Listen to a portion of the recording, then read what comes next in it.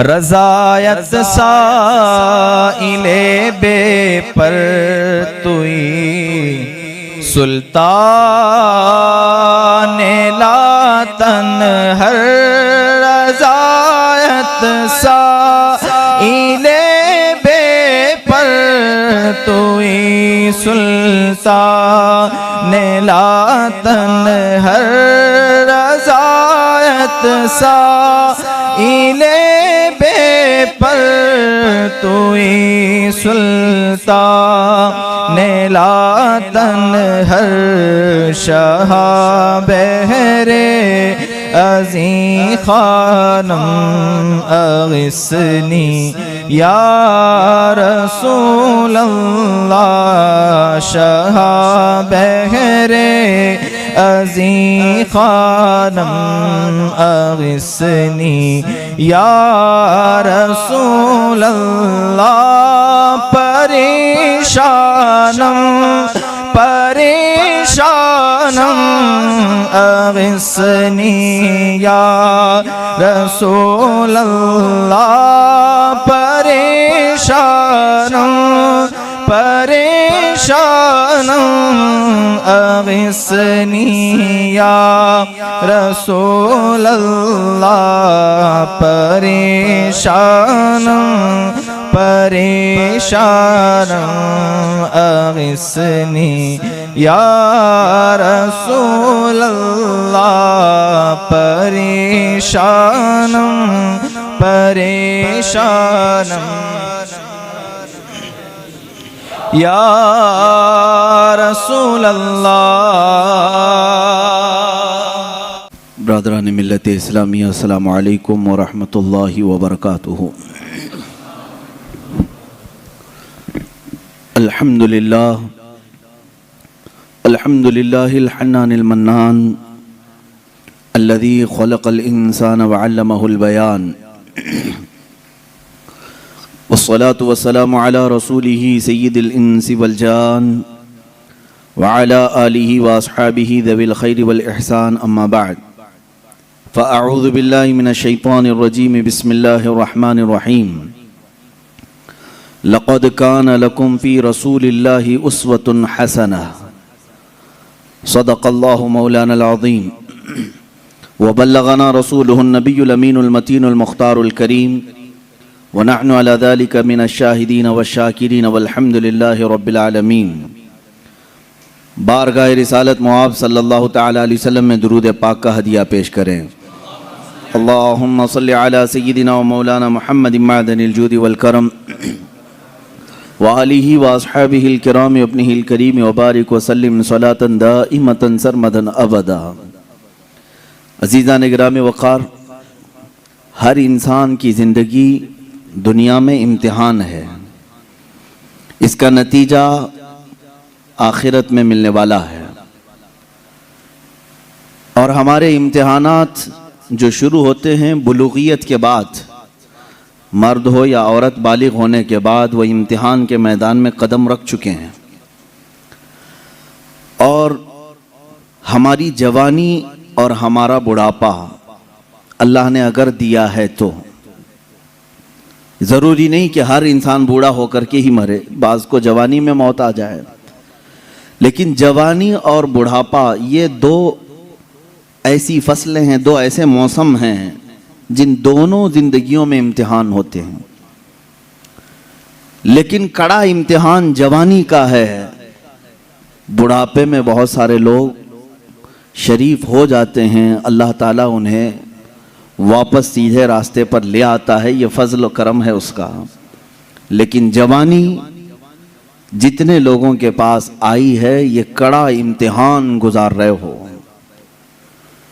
इसी जिंदगी में बहुत सारी नई चीजें तुम्हारे यहाँ आती हैं जो न बचपने में होती हैं न बुढ़ापे में होती हैं। ये जो दरमियानी जिंदगी है ये बहुत सख्त तरीन इम्तिहानात की जिंदगी है। और जब मैं आपसे ये कह रहा हूं कि हर इंसान इम्तिहान से गुजरता है तो अल्लाह के नबियों का इम्तिहान सबसे आला होता है। वो उतनी ही मशक्क़तों और मेहनतों और मुसीबतों से गुजारे जाते हैं। आज मुझे अर्ज़ करना है रसूल करीम सल्लल्लाहु ताला अलैहि वसल्लम की मिलाद मुस्तफ़ा की मुनासिबत से जो महाफिल हमने मुनाकिद की हैं, अल्लाह के नबी सल्लल्लाहु ताला अलैहि वसल्लम किन किन इम्तिहानात में उतारे गए, हुजूर पाक सल्लल्लाहु ताला अलैहि वसल्लम कौन कौन से इम्तिहानात से गुजारे गए और हर इम्तिहान में आप साबित कदम रहे। इम्तिहान से मुराद सिर्फ जिहाद के मैदान आप ले लें तो ये अलग मसला है, लेकिन पर्सनल जो ज़िंदगी गुजारने के अय्याम होते हैं ये हर दिन एक इम्तिहान है। एक बार हज़रत उम्मे सुलैम रज़ियल्लाहु ताला अन्हा फरमाती हैं, मैं करीब से गुजर रही थी, हुजूर सल्लल्लाहु अलैहि वसल्लम के जिस्म से गर्मी की तपिश मुझे दूर से महसूस हो रही थी। इतना गर्म बदन था कि मैं काफ़ी दूर से आपके बदन के गर्मी की हरारत महसूस कर रही थी। तो हज़रत उम्मे सुलैम कहती है, मैंने अर्ज़ किया, या रसूलल्लाह सल्लल्लाहु अलैहि वसल्लम, आपको तो शिद्दत का बुखार है। अल्लाह के हबीब सल्लल्लाहु अलैहि वसल्लम ने इरशाद फरमाया, हाँ उम्मे सुलैम, अल्लाह के नबियों को जो भी मुसीबत दी जाती है वो सख्त तरीन होती है। जिस चीज़ से भी आजमाया जाता है वो सबसे हाई दर्जे का होता है। अगर नबियों को बुखार भी आए तो आम इंसानों जैसा नहीं, बहुत शिद्दत का बुखार आता है। अगर नबियों को जिंदगी में कोई भी चीज़ आजमाइश के तौर पर दी गई है तो हल्की फुल्की नहीं, बहुत सख्त तरीन होती है। अब अल्लाह के नबी सल्लल्लाहु ताला अलैहि वसल्लम की ज़िंदगी पाक को रब ने कुरान में हमारे लिए आइडियल बनाया। लक़द कान लकुम फ़ी रसूलिल्लाहि उस्वतुन हसना, तुम्हारे लिए अल्लाह के रसूल की ज़िंदगी में बेहतरीन नमूना है अपनी ज़िंदगी गुजारने के लिए। अगर अपनी ज़िंदगी किसी की ज़िंदगी देखकर गुजारना चाहते हो तो सबसे बेहतरीन ज़िंदगी मुस्तफ़ा करीम की है सल्लल्लाहु ताला अलैहि वसल्लम। क्योंकि मैं आता हूँ आज अल्लाह के हबीब सल्लल्लाहु ताला अलैहि वसल्लम की अज़दवाजी ज़िंदगी। अज़दवाजी ज़िंदगी का मतलब होता है शादीशुदा ज़िंदगी। ये पूरी ज़िंदगी का कड़ा इम्तिहान इसी ज़िंदगी में होता है। जब तक आप बैचलर हैं जवानी फिर भी महफूज है, यानी आप अपने हाथों में अपनी ज़िंदगी की बागडोर लेकर चल रहे हैं। लेकिन जब किसी के साथ तुम्हारा अक्द हो जाए तो एक और नफ्स को तुम्हारे साथ बांध दिया जाता है। तो मैं अपने जिस्म की हिफाजत के साथ साथ अपनी खातून की अमानतों की हिफाजत भी जिम्मेदारी में आ गई, उसके पर्दे की हिफाजत भी तुम्हारे जिम्मे आ गई, उसके चाल चलन की, उसके अखलाक व तरबियत सबकी जिम्मेदारी तुम्हारे ऊपर आई। ये तो बहुत छोटी जिम्मेदारी है जो उसे खिलाना पिलाने वाले मामलात है।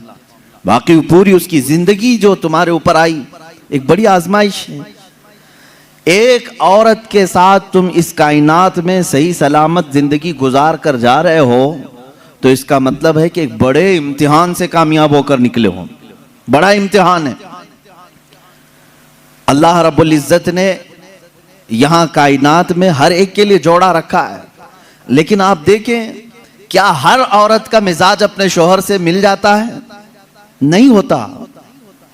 बाज लोग हमसे ये शिकायत करते रहते हैं, बनी नहीं रही है, बनी नहीं रही है, और ना चाकी है ना इत्तेफाकी होती है। मियाँ ये आपके अकेले के घर में नहीं, हर मर्द और हर औरत के दरमियान जिंदगी में ऊंच नीच नशेब व फराज आते ही रहेंगे। ये तो मालिक है परवरदिगार जो जोड़ कर रखता है।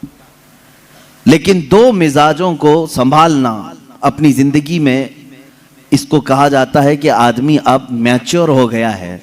इसीलिए तो हदीस पाक में है, शादी से पहले तुम्हारा ईमान आधा होता है, निकाह के बाद तुम्हारा ईमान मुकम्मल हो जाता है। निकाह के बाद ईमान मुकम्मल।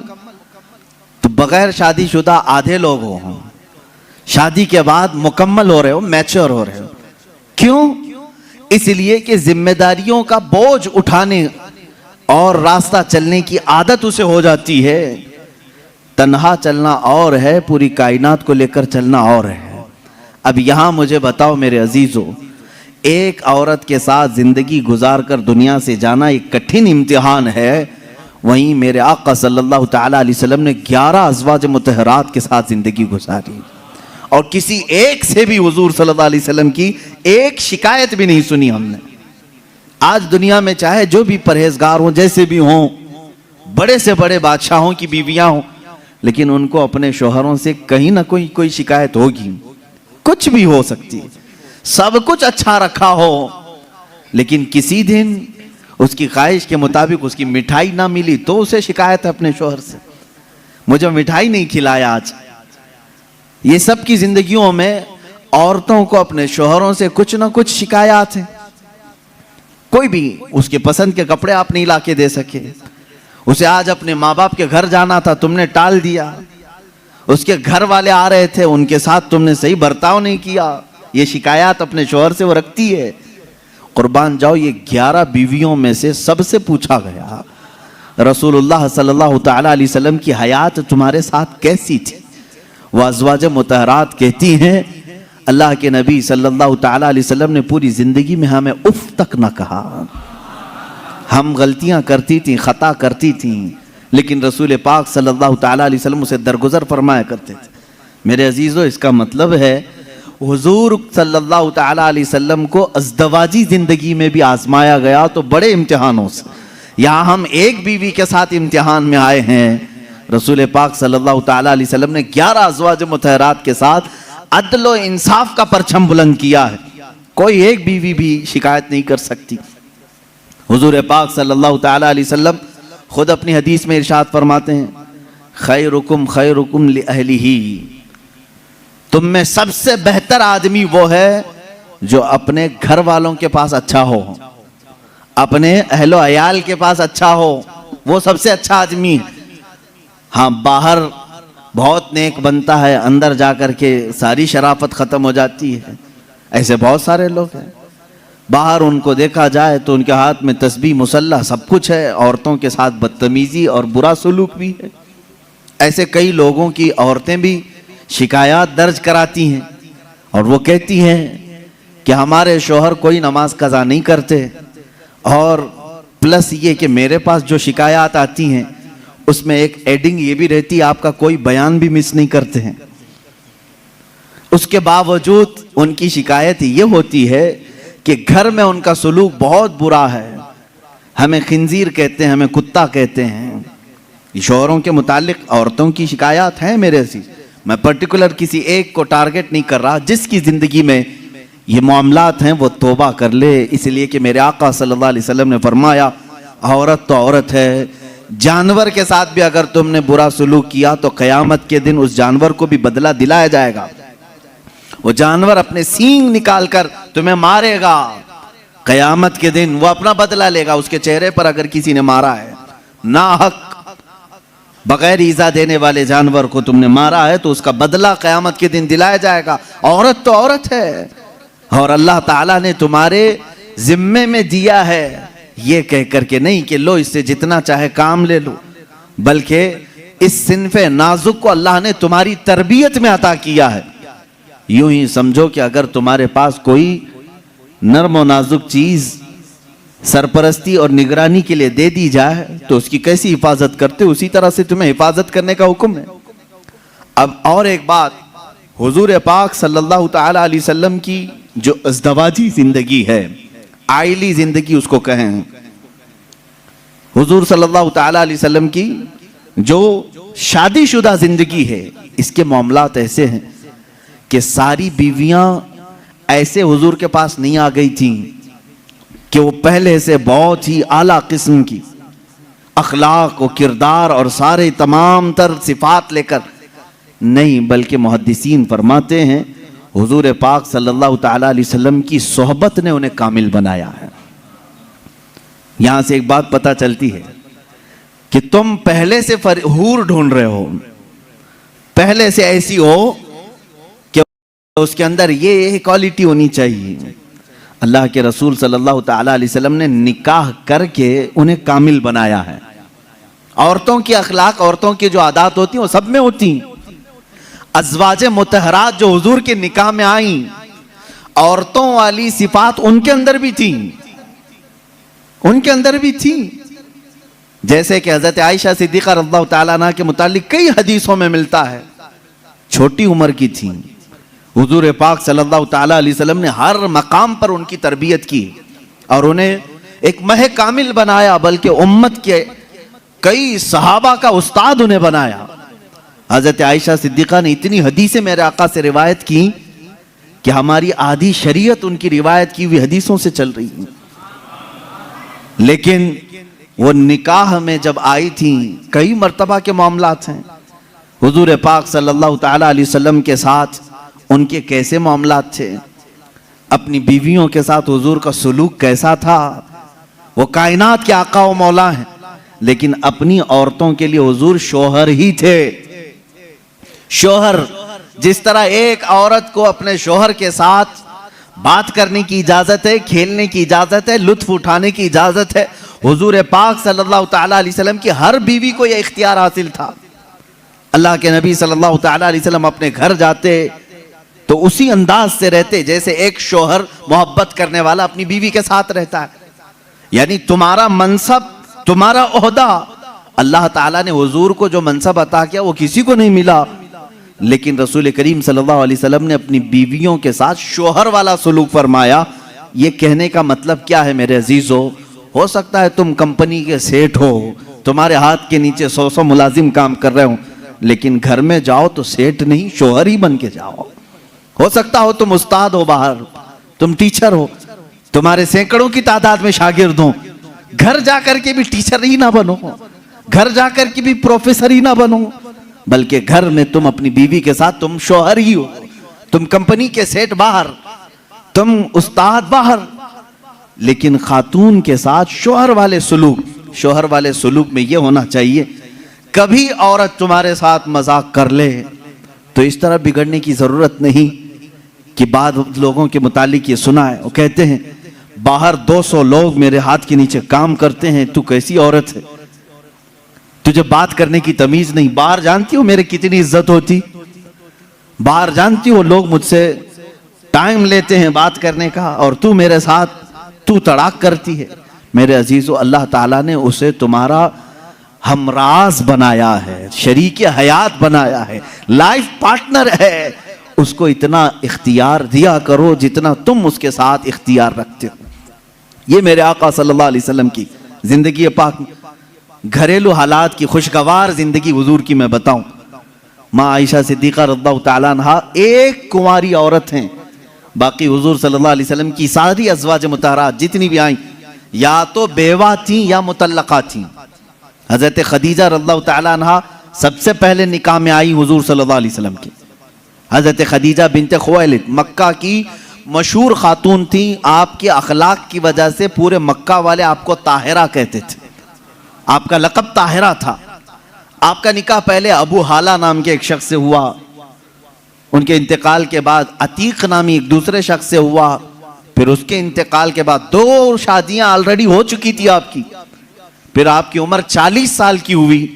रसूल करीम सल्लल्लाहु ताला अलैहि वसल्लम ने अपनी जिंदगी पाक में पहला निकाह अपनी 25 साल उम्र में 40 साल की बेवा खातून से निकाह फरमा रहे हैं।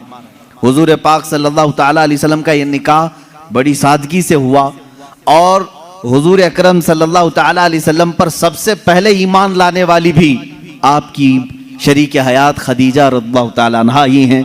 वह उम्मुल मोमिनीन सबसे पहले ईमान लाने वालियों में से। हुजूर सल्लल्लाहु ताला अलैहि वसल्लम की हर मकाम पर वो सपोर्टर रही हैं, आपकी हिमायत के लिए खड़ी रही। हुजूर अकरम सल्लल्लाहु ताला अलैहि वसल्लम उनका दिल रखने के लिए हर उनकी खुशी का ख्याल फरमाया करते थे, उनकी खुशियों का ख्याल फरमाया करते। और सेम यही हजरत खदीजा की। मैं कहता हूँ शादी से पहले हर नौजवान को चाहिए कि मेरे आका सल्लल्लाहु अलैहि वसल्लम की अज़दवाजी जिंदगी को भी पढ़े। ये नहीं कि तुम मर्द हो तो सारी खिदमत तुम्हारे लिए होनी चाहिए और तुम औरत के लिए कुछ ना करो। जैसे कि बाज लोग जब भी औरतों में खिताब करते हैं, बयान करते हैं, तो सबसे पहले औरतों को यही बताया जाता है, मर्द दिन भर थकान से चूर चूर घर में आए तो तुम उसको मुस्कुरा करके इस्तिकबाल करो। ये औरत के ऊपर फर्ज है, तुम उसको मुस्कुरा कर इस्तिकबाल करो। उसकी थकान चली जाए तुम्हें एक सदक़े का सवाब है। मेरे अजीजों, ये गाड़ी का पहिया एक टायर से नहीं चलता। तुम सारी मुस्कुराहट सिर्फ औरत ही के ऊपर थोपोगे। यहां पर तुम्हें यह भी कहना होगा, हो सकता है कभी दिन भर की थकान औरत को भी हो जो सुबह से शाम तक काम कर रही हो, तुम आ करके उसे भी मुस्कुरा करके कहो दिन भर आज तुम्हें ज्यादा थकान हुई होगी। हमेशा मियाँ ये क्यों चाहते हैं कि मेरी थकान वो पूछे ना, बल्कि आप खातून की भी मिजाज पुरसी करें। ये दोनों टायर हैं, दोनों का बैलेंस बरकरार हो। मैं अभी बताता हूँ, हुजूर पाक सल्लल्लाहु ताला अलैहि वसल्लम हमेशा ये फरमाते, अगर अपनी अज़वाज मुतहरात में से कोई नाराज हो तो हुजूर उन्हें मनाते। आप सोच रहे होंगे क्या दुनिया में कोई ऐसा भी है जिसको हुजूर से नाराज होने का हक है? हुजूर से नाराज होने का हक है? हाँ, सिर्फ बीवियों को हक था जो आम जिंदगियों में होता है, लेकिन उस नाराजगी का मतलब रसूल से नाराजगी नहीं, शौहर से किसी मामले में हो। हुजूर पाक सल्लल्लाहु ताला अलैहि वसल्लम खुद फरमाते हैं हजरत आयशा से, ए आयश, जब तू मुझसे नाराज होती है तो मुझे पता चल जाता है। हजरत आयशा पूछती हैं, आप कैसे जानते हैं मैं नाराज हूं कि खुश हूं? हुजूर फरमाते हैं, जब तू खुशी में रहती है, कसम खाती है तो यूं कहती है रब्बे मोहम्मद की कसम, और जब नाराज रहती है तो कहती है रब्बे इब्राहिम की कसम। यह हजरत आयशा की आदत थी, जब घर में कुछ बातें इस तरह से हो जाएं तो कहती इब्राहिम के रब की कसम मैंने ऐसा नहीं किया। हुजूर फरमाते हैं, जब जब तू इब्राहिम के रब की कसम खाती है मुझे लगता है तू नाराज है। हुजूर मनाते हैं, ये नहीं कि कायनात के आका व मौला से तुझे रूठने का हक क्या है। हुजूर पाक सल्लल्लाहु अलैहि वसल्लम ने अपने घर में एक शौहर वाली जिंदगी भी गुजार करके दिखाया है। एक मर्तबा हजरत आयशा सिद्दीक़ा रज़ियल्लाहु ताला अन्हा घर में हजरत ज़ैनब, एक दूसरी ज़ौजा हैं हुजूर की, हजरत ज़ैनब बिनते जहश रज़ियल्लाहु ताला आई। हजरत आयशा मैदे का शीरा बना रही थी, आटे का सत्तू जिस तरह से होता है मीठा कुछ बना रही थी। जैसी वो बना उसमें कुछ खराबी हुई हो या जो भी, हजरत आयशा हजरत ज़ैनब को खिलाने पर इसरार करने लगी कि आप घर में आई हैं, ये शीरा पूरा खाएंगी आप। हजरत ज़ैनब कह रहे मेरा जी नहीं चाहता, मैं नहीं खाऊंगी। हुजूर पाक सल्लल्लाहु अलैहि वसल्लम बैठे हुए, हजरत आयशा ने वो शीरा उठाकर पूरा उनके मुंह पे लगा दिया। अल्लाह के नबी सल्लल्लाहु अलैहि वसल्लम मुस्कुराते रहे, कुछ नहीं फरमाया। हजरत ज़ैनब से कहा कि बस बस आयशा छोटी है, तुम बदला मत लो। ये हुजूर पाक सल्लल्लाहु ताला अलैहि वसल्लम की खानगी मामलात हैं, अपने अज़वाज मुतहरात के साथ हुस्न सुलूक है। उन्हें आपस में मजाक करने का इख्तियार तक मेरे आका ने दे रखा था। ये नहीं कि इतना टाइट करो कि हंसना भी मुश्किल हो जाए, इतना तुम उनके ऊपर सवार हो जाओ कि बात करना भी मुश्किल हो जाए। नहीं, रसूल पाक सल्लल्लाहु ताला अलैहि वसल्लम ने अपनी अज़वाज मुतहरात को एक खुशहाल जिंदगी गुजारने के घर इनायत फरमाए थे। आप अंदाजा कर सकते हैं, हर बीवी के लिए अलग मकान, हर ज़ौजा के लिए अलग मकान। हुजूर पाक सल्लल्लाहु ताला अलैहि वसल्लम की आदत मुबारका थी, हर खातून के पास बारी बारी तशरीफ ले जाते हैं, सबके पास बराबर का बराबर वक्त देते। हजरत आयशा और अल्लाह ताला ने उसमें सबसे छोटी उम्र के लिहाज से। मैं यही कह रहा हूं कि औरत को तरबियत देकर कामिल बनाना यह अखलाक रसूल है। हुजूर सल्लल्लाहु ताला अलैहि वसल्लम की सुन्नत पर अमल करना चाहते हो नौजवानों, पहले से ये समझ करके चलो। मेरे घर में जिनकी शादियां नहीं हुई उनके लिए कह रहा हूं, जिनकी हो चुकी उनके लिए भी पहले से जहन में ये बात फिट कर लो, मैं अगर शादी करने जा रहा हूं तो मेरे घर कोई ऐसी खातून आने वाली है जिसको हो सकता है बात करने में पूरा सीखी हुई ना हो, खाने पकाने के माहिर ना हो सकता है वो खानदानी मामलात को न समझे, मुझे हर एक चीज को उसे सिखाना होगा।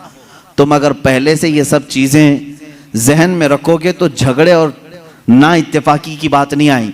तुम पहले से एक्सपेक्टेशन ये रख करके बैठे हो कि ये 7वें आसमान से सीख करके आई हुई है घर में, कभी कुछ बातचीत हो गई तो सीधे झट से यही कहा, क्या तुम्हारे अम्मा बाप ने यही सिखाया था? यही बात। और सास भी अपने बहू से यही कहती है, रोटी नहीं बने, अम्मा क्या सिखाई तेरी तुझको, अब तक क्या करती रही?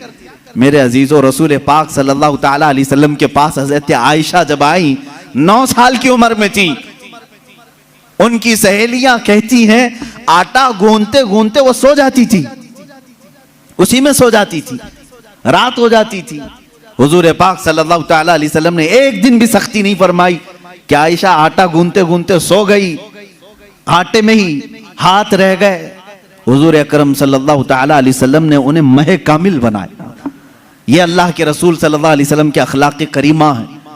औरतों को तुम जिस कदर अच्छी तरबियत दोगे, तुम्हारी मोहब्बत उतनी ही उनके दिलों में होगी और उतनी ही अजमत भी बढ़ेगी, उतनी अजमत बढ़ेगी।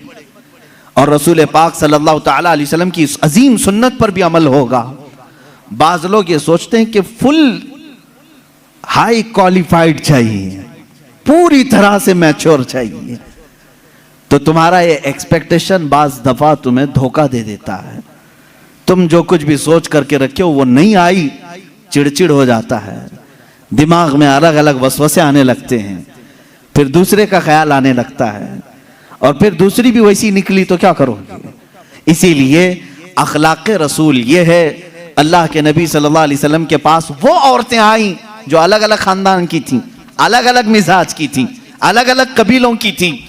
अरे यहूदियों के खानदान से हुई बिन अख्तब की बेटी सफिया रज़ियल्लाहु ताला अन्हा हुजूर के घर आई। उनके पूरे रस्म व रिवाज अलग थे, सारे खानदानी मामलात अलग थे, लेकिन क्या कभी वो मिसमैच हुई हुजूर के साथ? रसूल पाक सल्लल्लाहु ताला अलैहि वसल्लम ने उनके साथ भी जिंदगी कैसे गुजारी? हजरत सफिया रज़ियल्लाहु ताला अन्हा हुजूर सल्लल्लाहु ताला अलैहि वसल्लम की बारगाह में जब आई, देखें हुजूर अदल कैसे करते थे बीवियों के साथ। ये खानदान था बनी इसराइल का, यहूदियों का। हजरत मूसा अलैहिस्सलाम से जो चला है वो खानदान था। मूसा अलैहिस्सलाम की औलाद वो मदीने तैयबा में थी, उन्हीं के खानदान से हजरत सफिया आई थी। जब शादी हुई तो औरतों में आपस में बातें होती रहती हैं, सौतनों के मामलात रहे। हुजूर की एक ज़ौजा हजरत आयशा हैं जिनके बाप सिद्दीक़ अकबर हैं। एक ज़ौजा हुजूर की हजरत हफ्सा हैं जिनके वालिद उमर इब्न खत्ताब हैं रदियल्लाहु ताला अन्हु। एक हजरत अबू बकर की बेटी हुजूर के निकाह में है, एक हजरत उमर की बेटी हुजूर के निकाह में। ये दोनों मिलती थी तो बड़ी लंबी बातें भी होती थी। खानदान एक था, इनके बीच में हजरत सफिया आ गई, अलग खानदान की, यहूदी खानदान से आई थी, लेकिन हुजूर के निकाह में आई थी। हजरत सफिया को दोनों छेड़ने लगी। क्या कह करके? कहा कि सफिया हुई बिन अख्तब है ना तेरा बाप, यानी यहूदियों के कबीले का सरदार है। हजरत आयशा कहती है मेरे बाप तो सिद्दीक़ अकबर हैं। हजरत हफ्सा कहती है मेरे बाप तो उमर इब्न खत्ताब हैं, जिनकी नेकियां हुजूर ने इस तरह फजीलतें बयान फरमाई। हजरत सफिया के दिल में थोड़ा सा वो लगा कि ये दोनों अपने अपने बाप पर फख्र कर रही। हुजूर पाक के हुजरे में आई, गमगीन थी। अल्लाह के नबी सल्लल्लाहु अलैहि वसल्लम ने पूछा सफिया क्या मामला? कहा आयशा भी और हफ्सा भी ताना मार रही हैं। कहा क्या कहा उन्होंने? आयशा कहती है मेरे बाप अबू बकर हैं, हफ्सा कहती है मेरे बाप उमर हैं, तेरे बाप तो यहूदी खानदान का सरदार है। हुजूर ने फरमाया जाओ अब जवाब दो, आयशा को भी और हफ्सा को भी। हुजूर सिखा रहे हजरत सफिया को। कहा क्या जवाब दूं? कहा जाके कहना मेरे बाप मूसा अलैहिस्सलाम हैं, मेरे चाचा हारून अलैहिस्सलाम हैं और मेरे शोहर मोहम्मद रसूलुल्लाह हैं। वो आई फख्र के साथ कहा मैं उस खानदान से हूं कि मेरे आबा व अजदाद में मेरे बाप मूसा अलैहिस्सलाम हैं, नबी हैं, और मेरे चाचा हारून अलैहिस्सलाम हैं, और मेरे शोहर का तो क्या कहना सैयदुल अंबिया है। हजरत आयशा और हजरत हफ्सा ने कहा जरूर ये रसूल पाक ने तुझे सिखाया होगा, ये बात तुझे हुजूर ने बताई होगी। ये घरेलू जिंदगी थी मेरे आका सल्लल्लाहु ताला अलैहि वसल्लम की। कभी इन औरतों के दरमियान अगर कुछ बातें आ जाए, हुजूर पाक इस तरह से उसे निकालते जैसे मैदे में से आटे को निकाल दिया जाए। कभी तकरार नहीं हो सकी, कभी झगड़े की नौबत नहीं आई। दो बीवियों वाला जानता है कि उसे संभालना कितना मुश्किल होता है। हाँ, एक अजीम जंग में वो उतरा होता है, एक तरफ इंडिया एक तरफ पाकिस्तान, बीच में बॉर्डर में वो खड़ा रहता है। एक हाथ इसके पास एक हाथ उसके पास, पता नहीं कौन सा टूटे कौन सा बचे। लेकिन अल्लाह के नबी सल्लल्लाहु ताला अलैहि वसल्लम 11 अज़वाज मुतहरात के साथ रहे और सबको बराबर इंसाफ के साथ रखा। कभी किसी खातून से कोई झगड़ा, ये किसी हदीस में नहीं मिलता। हाँ, उनके दरमियान जो बातें होती थी वो तफरीह कल्ब के तौर पर होती, तफरीह कल्ब के तौर पर, दिल को बहलाने के तौर पर। अब आए मैं आपको बताता हूँ हुजूर की जिंदगी पाक में जो बीवियों का किरदार है। औरतें भी सुन रही होंगी, उन्हें ये मालूम होना चाहिए अपने शौहर की, यानी एक मर्द की दुनिया में सबसे बड़ी सपोर्टर उसकी बीवी होनी चाहिए। हर चीज में, उसके दुख में, उसके सुख में, उसकी खुशी और गम में, सब में औरत उसकी सपोर्टर बनकर रहे। हुजूर अकरम सल्लल्लाहु ताला अलैहि वसल्लम जब ऐलान नबूवत फरमाए हैं, हजरत खदीजा ईमान लाई, अपने माल से मदद किया, सारी चीजें की। जानते हैं जब हुजूर पाक ने हजरत खदीजा से निकाह किया, आपकी उम्र 25 साल थी, उनकी 40 साल। सैयदा खदीजतुल कुबरा रज़ियल्लाहु ताला अन्हा के साथ हुजूर सल्लल्लाहु अलैहि वसल्लम ने 25 साल गुजारे, 25 साल गुजारे। हुजूर की उम्र पाक 50 साल हो चुकी थी, हजरत खदीजा की उम्र 65 साल की हो चुकी थी। लेकिन इस बीच में रसूल करीम सल्लल्लाहु अलैहि वसल्लम ने कभी किसी दूसरी औरत से निकाह नहीं फरमाया। इन 25 सालों में हुजूर सल्लल्लाहु अलैहि वसल्लम ने किसी दूसरी औरत से निकाह नहीं किया, सिर्फ हजरत खदीजतुल कुबरा के साथ रहे। उसकी वजह यह थी कि ये औरत आम औरतों की तरह नहीं थी, हुजूर सल्लल्लाहु ताला अलैहि वसल्लम की ऐसी सपोर्टर कि रहती दुनिया तक उनके एहसानात पूरी उम्मत नहीं चुका सकती, पूरी उम्मत नहीं चुका सकती। हुजूर पाक सल्लल्लाहु ताला अलैहि वसल्लम जब मदीना तैयबा तशरीफ लाए, हजरत आयशा निकाह में आई थी। ये भी हदीस है हजरत आयशा की, कहते हैं हर बात पर हुजूर सल्लल्लाहु अलैहि वसल्लम खदीजा का जिक्र करते थे। हजरत आयशा कहती है कभी मुझे गैरत आती थी और मैं कहती थी कि सिर्फ आपकी एक ही बीवी है क्या हजरत खदीजा, हर बात में आप खदीजा का ही जिक्र करते हैं। हुजूर सल्लल्लाहु ताला अलैहि वसल्लम हजरत आयशा से कहते, आयशा हाँ, वो उस बीवी की तरह कोई दुनिया में आ ही नहीं सकती, मैं उसका जिक्र हमेशा खैर के साथ करता रहूंगा। हजरत आयशा सिद्दीका जब कभी हजरत खदीजा के मुतालिक सवाल करती, मेरे आका फरमाते जब पूरे मक्का वालों ने मुझे झुटलाया था तो खदीजा ने अपनाया था, जब लोग मुझ पर सोशल बाइकाट कर चुके थे खदीजा ने अपना पूरा माल मुझ पर कुर्बान किया था, जब लोग हमें अपने घरों से दूर कर चुके थे तो खदीजा मेरे साथ दिन और रात रहा करती थी। हुजूर सल्लल्लाहु ताला अलैहि वसल्लम के लिए ये कैसी सपोर्टर थी जानते? गारे हिरा 3000 फीट ऊंची पहाड़ी आज भी मक्का में मौजूद है। मेरे आका सल्लल्लाहु ताला अलैहि वसल्लम अपनी इबादतों के लिए गारे हिरा जाते थे और वहां कभी कभार 2-2 दिन 3-3 दिन तक आप क़याम फरमाते। हुजूर पाक सल्लल्लाहु ताला अलैहि वसल्लम के लिए हजरत खदीजा अपने घर से खाना लेकर दिन में 2 मरतबा, कभी 2 दिन में 3 मरतबा ऊपर चढ़ करके जाया करती। आज जो गए हैं उम्रा या हज के लिए, जिन्होंने चढ़ाई की होगी उन्हें मालूम है, एक बार चढ़ के आने के बाद 8 दिन सो जाते हैं लोग, इतनी तकलीफ होती है। बहुत ऊंची पहाड़ी है और माँ सैयदा खदीजतुल कुबरा रज़ियल्लाहु ताला अन्हा रोजाना अपने रफीक हयात सरकार दो आलम सल्लल्लाहु अलैहि वसल्लम के लिए अपने घर से खाना लेकर उतनी बुलंदी पर जाती। और कभी हुजूर सल्लल्लाहु अलैहि वसल्लम उतर रहे होते गारे हिरा से, या अपने घर के बाहर आकर खड़ी होकर इंतजार करती। लोग गुजरने वाले कहते हैं खदीजा आ जाएंगे तेरे शौहर, अभी ऊपर से उतर रहे हैं, तू बाहर क्यों खड़ी है, छांव में खड़ी हो जा। हजरत खदीजा कहती मुझे ये ज़ेब नहीं देता कि मेरे शौहर धूप में चले आ रहे हो और मैं छांव में खड़ी रहूं, जब तक वो मेरे पास ना आ जाए मैं भी वहीं से ही खड़ी रहूं, इसलिए कि वो धूप में आ रहे हैं तो मैं भी धूप में खड़ी रहूं। ये उनकी मोहब्बत थी। सैयदा खदीजतुल कुबरा रज़ियल्लाहु ताला अन्हा, आखिरी लम्हात हैं सैयदा खदीजतुल कुबरा रज़ियल्लाहु ताला अन्हा के। अजीज़ान गिरामी, हुजूर सल्लल्लाहु ताला अलैहि वसल्लम की सारी बीवियों में एक खुसूसियत हजरत खदीजा को यह भी हासिल है कि हुजूर अकरम सल्लल्लाहु अलैहि वसल्लम के सारे औलाद हजरत खदीजा के पेट से हुए, हजरत खदीजा के बतन मुबारक से। सिर्फ एक हैं हजरत बीबी मारिया किब्तिया के नाम से, वो बांदी थी, लेकिन अज़वाज मुतहरात में हुजूर सल्लल्लाहु ताला अलैहि वसल्लम की बीवियों में सिर्फ और सिर्फ हुजूर के औलाद हजरत खदीजा से हुए, बाकी किसी से नहीं। 6 औलाद हजरत खदीजा के बतन से हुए। हुजूर पाक सल्लल्लाहु ताला अलैहि वसल्लम के औलाद की माँ हजरत खदीजा, बल्कि यूं समझो आज पूरी कायनात में फैले हुए सादात की भी मां हजरत खदीजतुल कुबरा। यूं तो हुजूर की और भी अज़वाज मुतहरात हैं, सादात की कोई और मां हो सकती। हुजूर सल्लल्लाहु ताला अलैहि वसल्लम की अलग अलग बीवियों से अलग अलग नस्ल होती, लेकिन रब्बे जुल जलाल ने हुजूर सल्लल्लाहु ताला अलैहि वसल्लम के औलाद की मां होने का की शान सिर्फ हजरत खदीजा के सर रखा है। हजरत खदीजतुल कुबरा रज़ियल्लाहु ताला अन्हा से आखिरी बेटी सैयदा कायनात फातिमा ज़हरा रज़ियल्लाहु ताला अन्हा। अब सुनिए हदीस पाक, हुजूर पाक सल्लल्लाहु ताला अलैहि वसल्लम की ये रफ़ीक़े हयात, अपनी जिंदगी की शरीक हयात, जिन्होंने अपना सब कुछ हुजूर के लिए लुटाया था, आखिरी वक्त जब आया हजरत फातिमा को बुलाती हैं। हुजूर पाक सल्लल्लाहु ताला अलैहि वसल्लम उस वक्त बाहर थे। हजरत फातिमा से कहती हैं खदीजा रज़ियल्लाहु ताला अन्हा, बेटी मुझे लगता है मेरे आखिरी दिन हैं।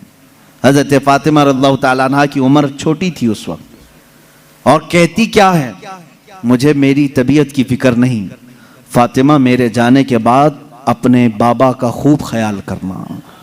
हुजूर सल्लल्लाहु ताला अलैहि वसल्लम के मुतालिक वसीयत कर रही हैं। हजरत फातिमा से कह रही, मैंने जिंदगी के हर लम्हे ये कोशिश करती रही कि रसूल पाक सल्लल्लाहु ताला अलैहि वसल्लम के दिल अक़दस पर एक हल्की खराश भी ना आने पाए। ऐ फातिमा, तुम में से कोई भी अपने बाप के मुतालिक एक हल्की खराश आने वाला भी मामला ना करना। उस मर्ज के वक्त ये वसीयत कर रही हैं जिस मर्ज में आपकी वफात हुई। हजरत खदीजा रज़ियल्लाहु ताला अन्हा और दुनिया की मालदार खातून थी, बड़ी मालदार थी मक्का की, लेकिन जानते हैं आखिर वक्त वसीयत क्या कर रही। हजरत फातिमा से कहती हैं, अब्बा जान से जाकर ये एक बात मेरी कह देना, अगर मेरी आंखें बंद हो गईं तो सिर्फ मुझे कब्र में उतारने के वक्त वो अपना जुब्बा या अपनी चादर मुझे देते हैं, बस वो अपनी चादर में लपेट कर मुझे दफन करें, इसके अलावा मुझे कोई और ख्वाहिश नहीं। हज़रत खदीजा की आखिरी वसीयत थी। हुजूर पाक सल्लल्लाहु ताला अलैहि वसल्लम की वो रफ़ीक़े हयात, जिन्होंने जिंदगी में हुजूर के हर कदम पर साथ दिया है, हर कदम पर। जब ये बात हजरत फातिमा ने अपने वालिद गिरामी हुजूर सल्लल्लाहु अलैहि वसल्लम के पास आकर कहा, जानते हो मेरे आका ने क्या कहा? हजरत खदीजा रज़ियल्लाहु ताला अन्हा की वफात हो चुकी थी और उनको दफन किया गया हुजूर की चादर मुबारक में। हुजूर सल्लल्लाहु अलैहि वसल्लम ने खुद अपने हाथों से उनको कब्र में उतारा। जन्नतुल माला मक्का के कब्रिस्तान में वो आज भी आराम फरमाए। हजरत फातिमा ने कहा, अब्बा अम्मा की सिर्फ ये ख्वाहिश थी, उन्होंने मुझसे कहा था, फातिमा बाबा से कह देना मेरे आखिरी वक्त अपनी चादर देकर मुझे दफन करें। मेरे आका की आंखों से बड़े बड़े आंसुओं के कतरे निकले। हुजूर फरमाते हैं, फातिमा गवाह हो जा, खदीजा ने मुझसे सिर्फ चादर मांगी, अगर वो मेरे जिस्म की चमड़ी मांगती तो भी मैं उतार के देता।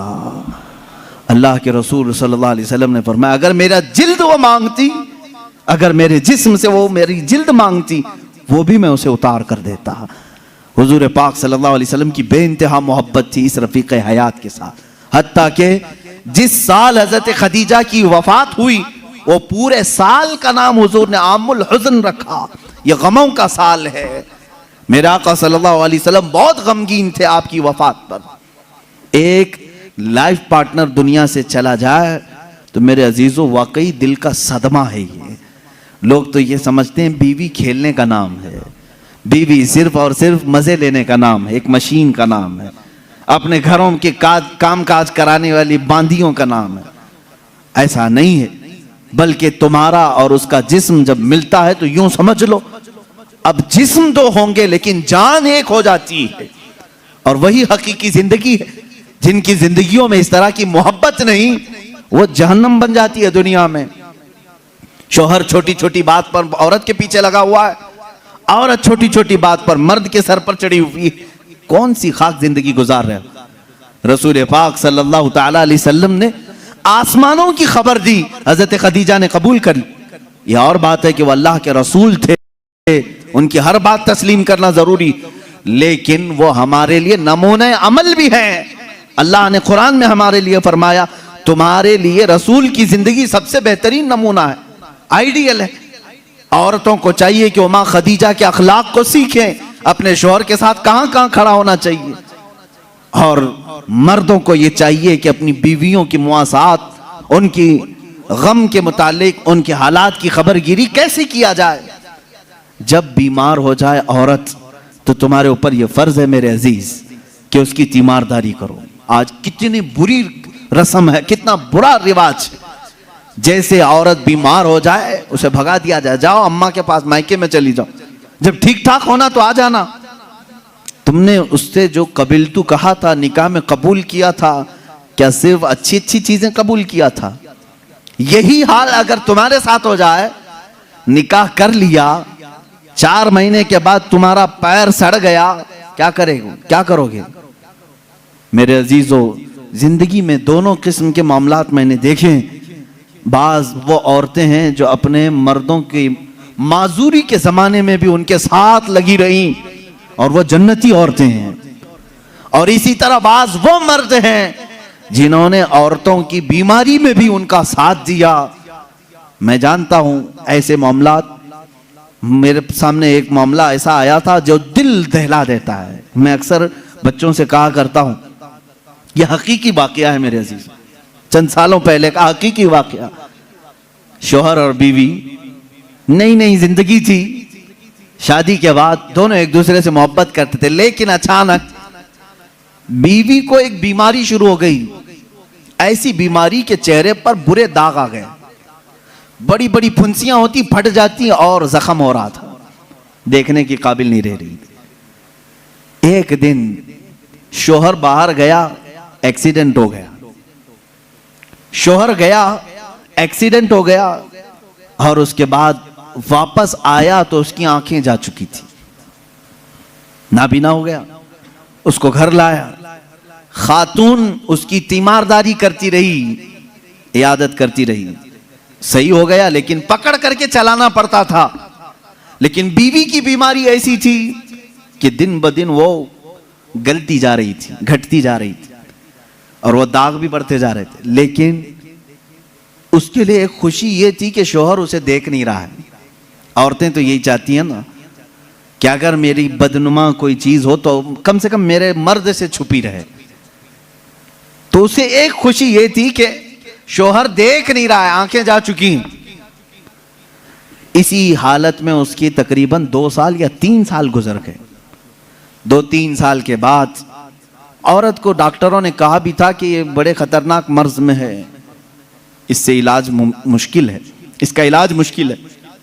3 साल या करीब करीब इतने सालों में औरत की वफात हो गई, औरत इंतकाल कर गई और लोगों ने जनाजा उठाया, दफन किया। मर्द जो था बड़ा गमगीन कि हाथ पकड़कर रोजाना उठाती थी, चलाती थी, फिराती थी, खिलाती थी, सब कुछ। जब जनाजा चला गया, लोग आए तो देखा कि मर्द खुद से अपने घर में अंदर जा रहा है, बर्तन ला रहा है, गिलास ला रहा है, खुद से सारे काम कर रहा है, कोई पकड़ने वाला नहीं, सब चीजें। मोहल्ले वालों ने पकड़ करके कहा, तुझे सब दिख रहा है? उसने कहा, मैं कभी अंधा हुआ ही नहीं था, मैं कभी अंधा हुआ ही नहीं था। 3 साल से तो सिर्फ मैंने अंधा होने का एक बहाना तलाश कर लिया था, सिर्फ इसलिए कि मेरी बीवी ये सोच रही थी कि मेरे चेहरे पर बदनुमा दाग है, मेरा शौहर मुझे कहीं छोड़ ना दे। मैंने उसकी फीलिंग को बरकरार रखने के लिए अंधे होने का नाटक किया था और वो इस दुनिया से खुशी खुशी गई है। बस मुझे इतना एहसास है, दुनिया में वो मर्द भी है जिन्होंने अपनी औरत का दिल रखने के लिए 3 साल तक नाबीना होने का एक ढोंग किया, सिर्फ इसलिए कि उसका दिल ना टूटे। बाज बीमारियां ऐसी होती हैं, उनसे तुम सरफे नजर कर लो, कतई नजर करो। और अगर तुमने सिर्फ खूबसूरती देख करके शादी की तो तुमने किसी नफ्स या किसी जान से नहीं निकाह किया, तुम तो सिर्फ और सिर्फ हुस्न से शादी की। यह हुस्न 4 दिन 5 दिन के बाद खत्म होगा, तुम्हारे तबीयत की और बहलाने की चीजें खत्म हो जाएंगी, तो फिर नाचाकी ना इत्तेफाकी बढ़ जाएगी। मोहब्बत जिस्म से नहीं, रूह से होती है। मोहब्बत उसके चेहरे के सपाट होने से नहीं, उसके अखलाक व किरदार से होती है। बहुत सारी औरतें वो हैं जिनकी आदात से तुम मोहब्बत करो, उनके अखलाक से मोहब्बत करो, उनके किरदार से मोहब्बत करो, फिर देखना उनका कालापन कभी तुम्हें समझ एहसास भी नहीं दिलाएगा, कभी उनका भोंडापन भी तुम्हें एहसास नहीं दिलाएगा, अगर अखलाक की खूबसूरती उसके अंदर हो। ये मर्दों के लिए जरूरी है मेरे अजीजों। अल्लाह के नबी सल्लल्लाहु तआला अलैहि वसल्लम ने जो हुस्न सलूक अपनी खानगी जिंदगी में अपनी अज़वाज मुतहरात के साथ किया, मैं चैलेंज के साथ कहता हूं पूरी दुनिया में उसकी मिसाल कोई नहीं पेश कर सकता, कोई नहीं ला सकता। रसूल पाक सल्लल्लाहु तआला अलैहि वसल्लम ने अपनी हर ज़ौजा के साथ जो हुस्न सलूक फरमाया, यहां तक कि अल्लाह ताला ने आयतें नाजिल फरमाई कुरान में अज़वाज मुतहरात के आदब के लिए, वइज़ा सअलतुमुहुन्ना मताअन फस्अलूहुन्ना मिन वराइ हिजाब। ऐ लोगों, जब कभी तुम रसूल की बीवियों से कोई चीज मांगने जाओगे, पर्दे के पीछे खड़े रहना। हुजूर की औरतों के बिल्कुल मुकाबिल आना जायज नहीं, जबकि वो पूरी उम्मत की माएँ हैं। कुरान कहता है वो तुम्हारी उम्महातुकुम, वो तुम्हारी माएँ हैं। अल्लाह तबारक व तआला ने मोमिनीन की माएँ उन्हें बनाया है। अजीज़ा ने गिराम वक़ार, रसूल करीम सल्लल्लाहु तआला अलैहि वसल्लम की ये अज़दवाजी जिंदगी थी। शादी किस तरह से करें, किसके साथ करें, एक अलग टॉपिक, लेकिन मैं आपको ये जरूर बताऊंगा। हुजूर अकरम सल्लल्लाहु तआला अलैहि वसल्लम ने फरमाया, या माशर शबाब मन इस्तताअ मिनकुमुल बाअ फल्यतज़व्वज फ़इन्नहु अग़द्दु लिलबसरि व अहसनु लिलफ़रज। ऐ नौजवानों, तुम में से जिसकी इस्तिताअत है चाहिए कि वो निकाह कर ले, इसलिए कि निकाह तुम्हारी आंखों को बचाता है, तुम्हारे शर्मगाह की हिफाजत करता है। और ये दो चीजें ऐसी हैं जो बड़ी डेंजर है, आंखें बहकती हैं और शर्मगाह जिना करती है। यही दो चीजें हैं जो इंसान को तबाही और बर्बादी में ले जाती। इसका सॉल्यूशन निकाह है। और हुजूर अकरम सल्लल्लाहु अलैहि वसल्लम ने फरमाया, निकाह को इतना आसान बना दो कि जिना करना मुश्किल हो जाए। लेकिन आज उल्टा नहीं है, उल्टा नहीं है। जिना बहुत आसान हो गया लोगों को। वो थोड़े पैसे खर्चा करके किसी भी औरत के साथ मुआज़ल्लाह रब्बिल आलमीन मुंह काला कर लेते हैं। लेकिन निकाह करने के लिए कितनी बंदिशें लगा रखी। आसान करो इसे जितना हो सके। हर आदमी अपने अपने स्टेटस और स्टैंडर्ड के मुताबिक निकाह कर सकता है, लेकिन हो क्या रहा है, अमीरों की शादियां देख करके गरीब भी यही ख्वाब सजा रहा है, मेरी बेटी का भी निकाह उतने बड़े हॉल में होना चाहिए जितना उसने किया है। चाहे तुम्हारी हैसियत पैसों की कुछ भी ना हो, दिखावा चाहते हो लोगों को। शादियां बड़ी बड़ी करना अक्सर लोगों का सिर्फ और सिर्फ इसलिए होता है कि लोग देख करके कहें वाह क्या शादी किया। सिर्फ इतनी तारीफ सुनने के लिए तुम इतने पैसे खर्चा करने चाह रहे हो। अजीजा ने गिरामी वक़ार, जिंदगियां देखो लोगों की, जिन्होंने मस्जिद में निकाह किया उनके भी बच्चे हो रहे हैं, घर चल रहा है। जिन्होंने बहुत बड़े 5 स्टार होटल में निकाह किया उनकी भी जिंदगी चल रही, बच्चे हो रहे। ऐसा नहीं कि 5 स्टार होटल में शादी करने के बाद सोने चांदी के बच्चे पैदा हो रहे हो और गरीब घर में शादी करने वाले को सिर्फ अंडे आ रहे हों। ऐसा तो नहीं, सबकी नस्ल चल रही है। शादी के बाद की जिंदगी पर तो कुछ भी फर्क नहीं है, सिर्फ और सिर्फ शैतानी दिखावा है। कुरान कहता है इन्नल मुबद्दिरीन कानू इख्वान शयातीन, जो फजूल खर्ची करते हैं वो शैतान के भाई हैं। कुरान कह रहा है शैतान के भाई। हाँ, मैं आपसे कहूंगा, आपको अल्लाह ताला ने माल दिया है, जितना माल दिया है, आप माल के एतबार से अपनी शादी अच्छी करना चाहें, इजाजत है, इस्लाम में जायज है।